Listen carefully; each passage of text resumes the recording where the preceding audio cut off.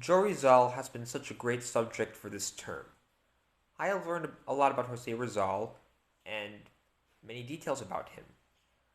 I have learned about his early life and education, the fact that he was well educated by his mother and aunt whenever he was at home, and the fact that he was put into a good school to study medicine. I also learned about Rizal's exile and trial and execution, with the reason being that he was a Christian, and the people who had him exiled were not followers nor were they believers of God. I also learned about Noli Me Tangere and El Filibusterismo. While those are generally Jose Rizal's written books, they are more than just written books, because those two books have a deep meaning.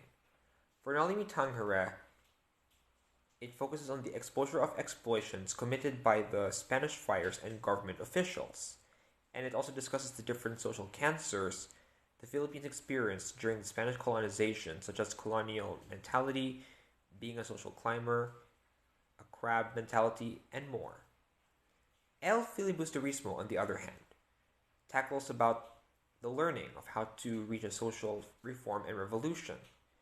It shows how the oppressed united toward their desire for freedom and independence.